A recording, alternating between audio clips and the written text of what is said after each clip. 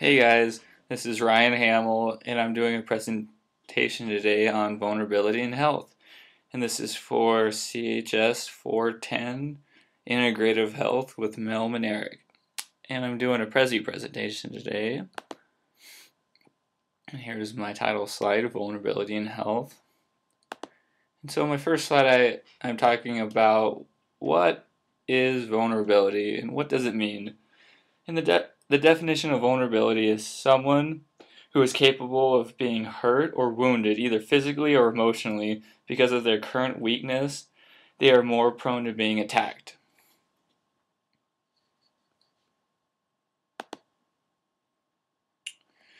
Now I want to talk about the art of vulnerability and the benefits of being vulnerable and what exactly they are. And with the art of vulnerability, it's kind of like when plants absorb nutrients from the earth, sky, and from the sun. To get light, plants must sometimes withstand the heat, and when they get water, they have to sometimes weather the storm. To take what they need from the soil, they must grow root systems designed to keep them stable in the shifting earth. Well, humans aren't much different. To get the physical, mental, emotional, and spiritual nourishment we need, we also expose ourselves to certain dangers. Whether we like it or not, we are vulnerable. If you take the idea of vulnerability beyond a definition of weakness and fragility and look at healthy vulnerability as a willingness to take chances that allow for personal growth, you'll be able to understand how it can make you strong and enrich your life. With the courage that it takes to be as open and honest with yourself as vulnerability requires, you can see deeper inside yourself, expand your goals for the future, and even open up yourself for love. So now I want to talk about the top 10 benefits of being vulnerable. And so the first benefit that I'd like to talk about is you develop richer, more meaningful relationships. Number two, you create less overall stress. You no longer have to be perfect all the time. 3, help increase self-confidence. 4, allow more time to be spent pleasing yourself and less time pleasing others. 5, free you from worrying about what everyone else thinks. 6, open you up to the possibility of greater emotional and spiritual growth. 7, allow you to truly heal from past wounds by being more emotionally open. 8, give you the wisdom and freedom to make the most beneficial choices. 9, allow you to reap the benefits that come with being able to share your feelings with others. And 10, open you up to new social situations. And by accomplishing all of this, it will make you a better overall communicator, which will enable you to both share and empathize with others to a greater degree. Ultimately, this will give you the deeper insight into ways you can improve yourself and create the life you want. Well, for some, being vulnerable is difficult because of past experiences. And for others, even admitting to vulnerability is difficult. And the wounds we receive in life are real, and it is important to give ourselves the time and space to heal from them. The behaviors we develop to protect ourselves from being hurt are normal, necessary, and beneficial. But we cannot shut ourselves away in a protective shell forever. If we want a fulfilling life that includes meaningful, supporting relationships, it's essential that we embrace our vulnerability. Being vulnerable certainly exposes you to a number of dangers, but the benefits far outweigh them.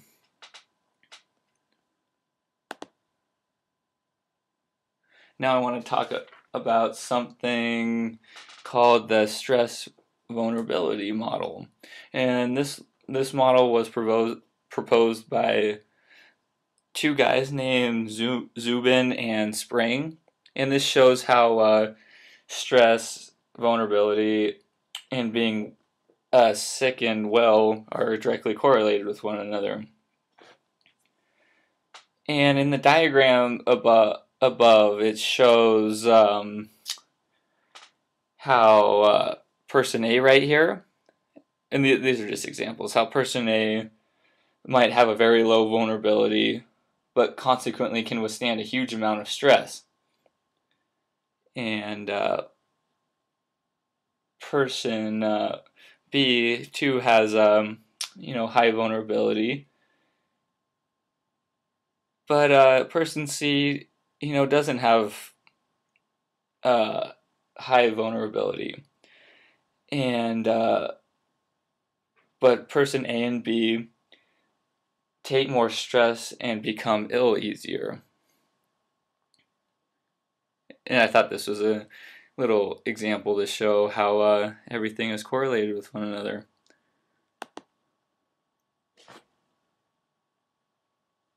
So now I want to talk about healthy vulnerability and how vulnerability is good for you. And vulnerability is something that isn't easy to feel, not in close relationships and not in public spaces. Why? Because vulnerability is underappreciated in our society. It's seen as a sign of weakness. We are taught from a young age that the most powerful people are not vulnerable. That if you're vulnerable, you're subject to forces greater than yourself. So we do things that we can avoid to be vulnerable.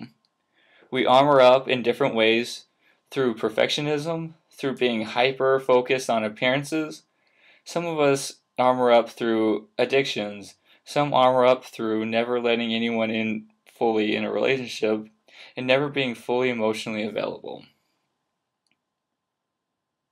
So how do we find a proper balance?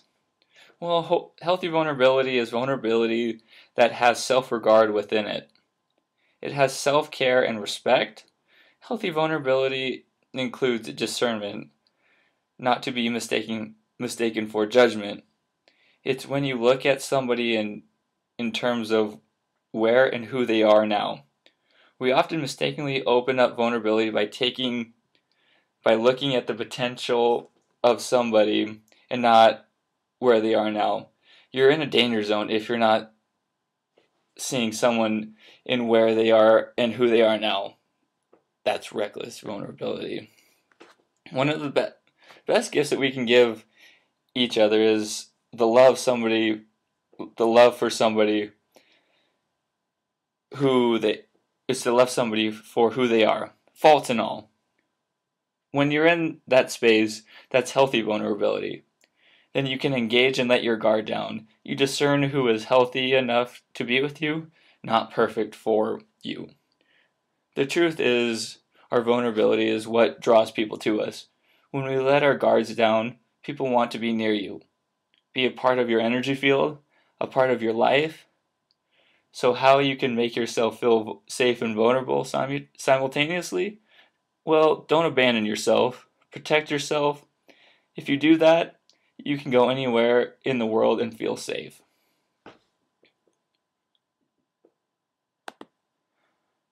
And now I want to talk about a leader in vulnerability research. And her name is Brene Brown. And she is a research professor at the University of Houston Graduate College of Social Work. And she has spent the past 10 years of her life solely researching vulnerability and the effects and how powerful it is on your body. And she's a renowned speaker and has won numerous teaching awards. And she did a TED Talk recently about the power of vulnerability. And it's one of the most watched talks on TED.com with over 9 million views. And I'm going to show you a clip from that in the next slide. And she also talks about something that I wanted to touch on, which is called the vulnerability hangover. And the vulnerability hangover is a big idea that vulnerability is good for you. And as she puts it, vulnerability is our most accurate measure of courage. We live in a culture where making yourself vulnerable, exposing your fears and uncertainties, taking emotional risk is considered a form of weakness and something most of us want to run away from. But our research reveals that the hugely positive outcomes that emerge from stepping into an arena of vulnerability. It is precisely when we expose ourselves, perhaps in a relationship or at work, that we have experiences that bring purpose and meaning to our lives.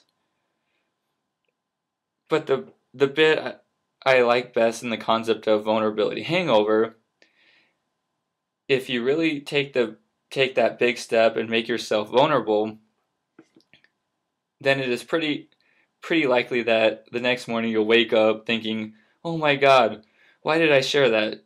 What was I thinking?" In fact, if you don't feel any vulnerability hangover, then maybe you didn't go far enough.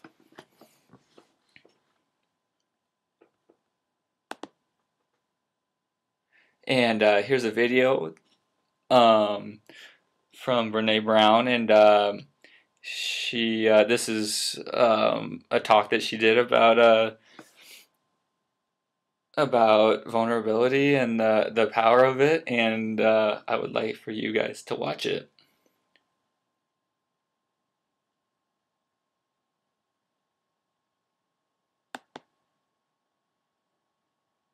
And here's some questions that I would like for you to answer. And the first question is, what does vulnerability mean to you?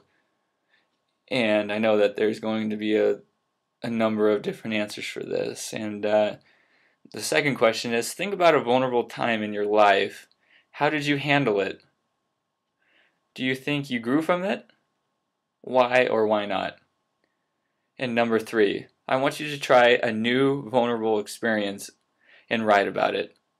How was it? What can you take away from the vulnerability you felt? And here are my references. Thank you very much.